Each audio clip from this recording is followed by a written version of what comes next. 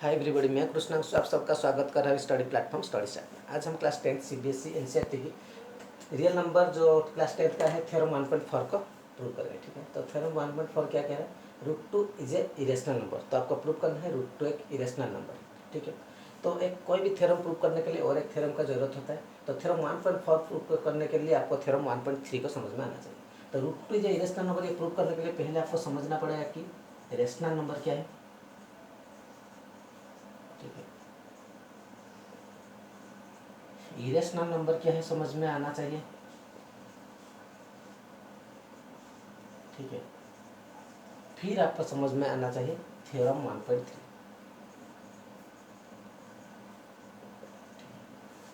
तो rational number क्या है? रेशनल नंबर कोई भी नंबर को जिसको आप फ्रैक्शन में लिख सकते हैं। इसका मतलब p/q फॉर्म में लिखेंगे। एक न्यूमरेटर रहेगा और डिनोमिनेटर रहेगा, और क्या रहेगी? q is not equal to 0।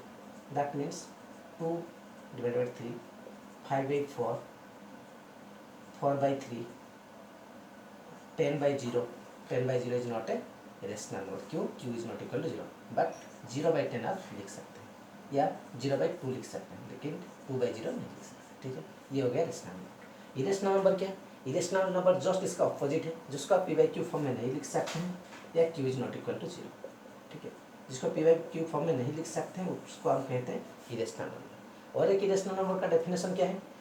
कोई भी नंबर जो कभी रिपीट नहीं होगा और नॉन टर्मिनेटिंग होगा। ठीक है, मतलब इसका समाप्त नहीं होगा। अगर कोई भी नंबर है 2, 3, 4, 5 इसे ही बढ़ती चलेगी, मतलब इसका टर्मिनेट नहीं है और रिपीट नहीं हो रहा है, तो उसका भी आप इरेशनल नंबर कह सकते हैं। ठीक है, पाई भी एक इरेशनल नंबर है, और पाई का वैल्यू 22/7, 22/7 जो कहते हैं, ये एक्चुअली इसका वैल्यू नहीं है, इसका अप्रोक्सीमेट वैल्यू है। ठीक है, एक्चुअली जो पाई का वैल्यू है वो इरेशनल नंबर है। ठीक है, तो चलिए अब प्रूव करते हैं √2 को इरेशनल नंबर।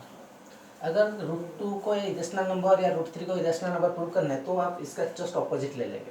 मतलब √2 एक इरेशनल नंबर और आप ले कर लेंगे कि √2 इज ए रेशनल नंबर। ठीक है, मैंने क्या किया कि √2 को एक मैंने लेट कर लिया रेशनल नंबर, और जो मैंने अज्यूम किया अगर वो फॉल्स हो जाएगा तो √2 इरेशनल नंबर हो जाएगा। ठीक है, मैंने √2 को एक रेशनल नंबर मान लिया। अगर √2 एक रेशनल नंबर है, इसका मतलब हम √2 को कौन सी फॉर्म में लिख सकते हैं? p/q फॉर्म में लिख सकते हैं। और p एंड q क्या है इधर? q are integers.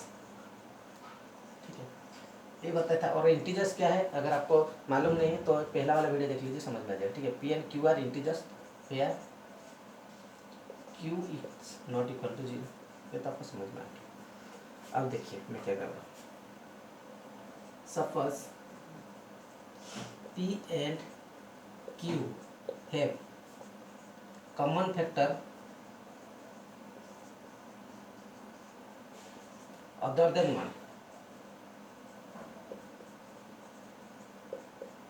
then we divide it by its common factor। मैंने क्या किया कि इसको मैंने अदर पी एंड क्यू को, ठीक है ना, मैंने मान लिया कि पी एंड क्यू का कॉमन फैक्टर अदर देन और के नंबर है। ठीक है, तो मैंने जो कॉमन फैक्टर है उसको इस नंबर पे डिवाइड कर दिया और इसका ओनली 1 ही फैक्टर रखा। ठीक है, इसका मतलब क्या है देखिए मैं समझाता हूँ आपको। अगर कोई भी नंबर है, ठीक है, अगर है 12/24, ठीक है, 12/24, इस दोनों में कॉमन क्या है? आपका 12 है, और 12 को अगर मैं कॉमन ले लूँ और 12 को इस दोनों में डिवाइड करो, 12 कॉमन ले लूँ या 12 को 12 में डिवाइड करो, तो 12 को 12 में डिवाइड करो 1, और 24 को 12 में डिवाइड करो, कितना हो जाएगा? 1/2। और ये 1/2 क्या है? इस दोनों में को प्राइम है। को प्राइम क्या है? देखिए, अगर दोनों नंबर के अंदर, ठीक है, आपका 1 ही फैक्टर है और कोई फैक्टर नहीं आएगा तो आपका वो हो जाएगा क्या? को प्राइम। जैसे आप ले लेंगे 3, 4, बोलेंगे 4 तो एक इवन नंबर, हाँ 4 एक इवन नंबर है, लेकिन 3 और 4 के अंदर 1 के सिवा और कोई फैक्टर है क्या? नहीं है। आप ले सकते हैं 5, 3, 5, 3 के अंदर 1 के सिवा कोई फैक्टर है क्या? नहीं। तो ये को प्राइम है। वही मैंने लिखा मैंने क्या लिख दिया कि पी क्यूब में अगर 1 के सिवा और कोई भी अगर फैक्टर है, मैंने उसको डिवाइड कर इसको कौन सी फॉर्म में ले आया कि को प्राइम के नंबर में, ठीक है। तो मैं √2 का अब लिख सकता हूँ a/b। आप ये सब अगर लिखना नहीं चाहते तो डायरेक्ट अगर लिखना चाहेंगे तो को प्राइम नंबर में लिख सकते हैं, √2 को p/q को भी आप लिख सकते हैं। एक क्या है आपका कि को प्राइम है, या √2 से ये स्टेप छोड़ देंगे, इसी स्टेप से भी शुरू कर सकते हैं, ठीक है, कोई गलती नहीं होगा। तो आप अब लिख सकते हैं क्या, लेट a/b क्या है,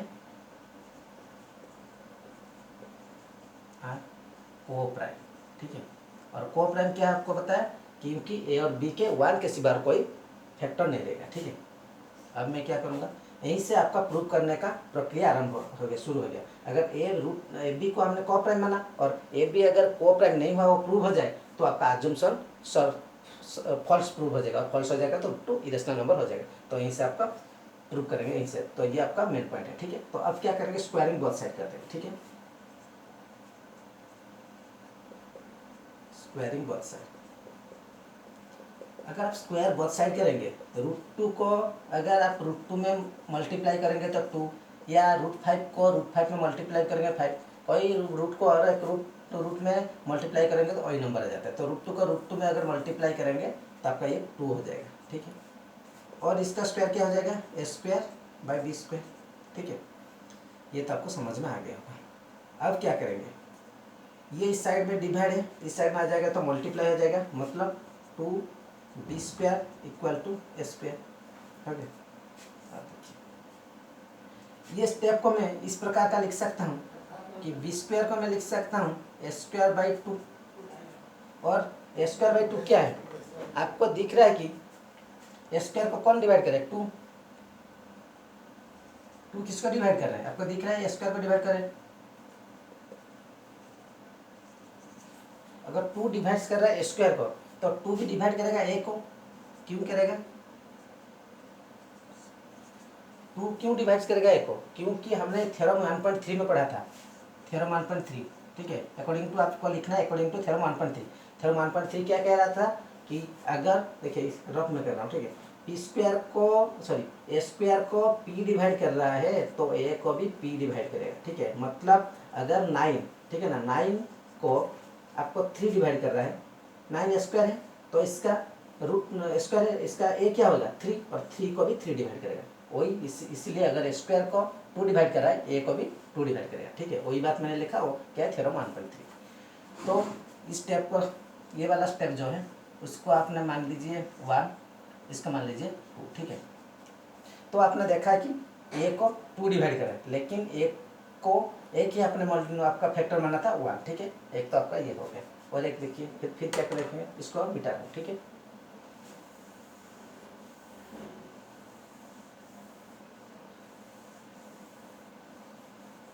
ठीक है, अब देखिए क्या हो जाएगा। अब मैं इसे इसको इस प्रकार का लिख सकता हूँ, a = 2c।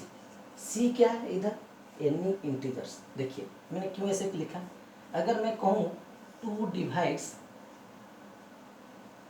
48, मैं इसको 2 डिवाइड्स 48, तो इस 48 इस प्रकार का लिख सकता हूँ 2 × 24, और 24 क्या है इधर c, 2 तो 2 हो गया, तो 24 × 48 तो सेम हो गया, ठीक है। अगर मैं कहूँ, वही बात मैंने इधर लिख दिया, ठीक है ना, वही बात मैंने इधर लिख दिया। अगर मैं कहूँ 2 डिवाइड्स 12, तो मैं इस प्रकार का लिख सकता हूँ 2 × 6, ठीक है। और 6 क्या है इधर c। मैंने ये क्यों लिया, क्योंकि मैं b का भी मुझे फैक्टर करना है, ठीक है, और एक फैक्टर है वो दिखाना है, ठीक है। a और b को हमने को प्राइम माना है, और हमको दिखाना है ये को प्राइम नहीं, को प्राइम मतलब एक 1 है इसका फैक्टर, लेकिन मुझे दिखाना है और एक भी फैक्टर है उसका, ठीक है। इसलिए मैंने ये एक स्टेप किया, ठीक है ना। तो a = 2c, तो 2c, तो a देखिए इधर मैं पुट कर सकता हूँ, 1 में मैं वैल्यू 2c का वैल्यू पुट कर सकता हूँ, ठीक है। मैं वही लिखूंगा, put the value of a in equation 1 में मैं पुट करूँगा, ठीक है। तो देखिए इक्वेशन 1 क्या है, b² = स्क्वायर के प्लेस में क्या पुट करूँगा, 2c², ठीक है। और ये क्या है 2, ये तो आपको समझ में आ गया। अब देखिए डी स्क्वायर, ठीक है, ये क्या हो जाएगा 4c² by 2। 4c² by divide कर देंगे क्या हो जाएगा, इसको अगर आप डिवाइड करेंगे तो 2c² हो जाएगा, तो डायरेक्ट मैं 2c² इधर लिख दे रहा हूँ, ठीक है, समझ में आ रहा है ना। देखिए ये 4c² बाई 2, अगर 2 हो जाएगा तो 2, तो मैं डायरेक्ट 2c² लिख रहा हूँ, 2c²। देखिए अब क्या हो जाएगा, इधर इस साइड में मल्टीप्लाई तो इस साइड में आ गया तो डिवाइड हो जाएगा, ठीक है। मैं इसको इस प्रकार का लिख सकता हूँ b² by 2 equal to c², ठीक है। तो आप क्या देख रहे हैं इस साइड में, आपको दिख रहा होगा, देखिए आपको दिख रहा होगा 2 डिवाइड्स किसको कर रहा है, b² को। 2 किसको डिवाइड कर रहा है, b² को। अगर 2 डिवाइड करा b² को, आप लिख सकते हैं इसी प्रकार, जैसे लिख लेते हैं 2 डिवाइड्स b² का था b को, क्यों, अकॉर्डिंग टू थ्योरम 1.3। थ्योरम 1.3 क्या कह रहा है, अगर स्क्वायर को p डिवाइड कर रहा है तो a को भी p डिवाइड करेगा, इसी अकॉर्डिंग टू थ्योरम 1.3 आप लिख सकते हैं। थ्योरम 1.3 के अनुसार 2 डिवाइड करा b को, ये तो आपको समझ में आ गया। देखिए ये तो आपको मिल गया। देखिए आपने क्या माना था, a एंड b है कोप्राइम, लेकिन आपने क्या देख रहे हैं, क्योंकि अगर 2 डिवाइड करा a को मतलब 2 एक फैक्टर है a का, और 2 डिवाइड करा b को तो 2 एक फैक्टर है b का, मतलब a और b का एक के सिवा और एक फैक्टर है, मतलब ये कोप्राइम नहीं है। Now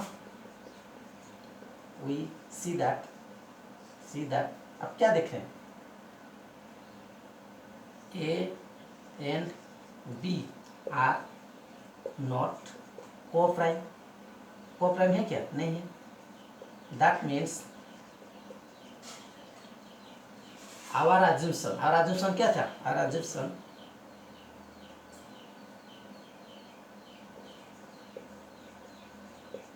assumption √2 is a rational number. हमने अजम्पशन क्या था, रेशनल नंबर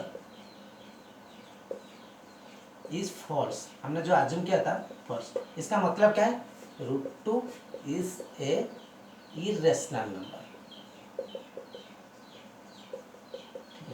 यही आपका प्रूव करना था, ठीक है।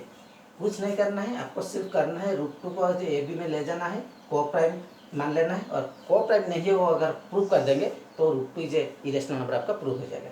उम्मीद है आपको ये वीडियो समझ में आ गया होगा, अगर आया है तो लाइक शेयर एंड सब्सक्राइब कर दीजिए। Thank you.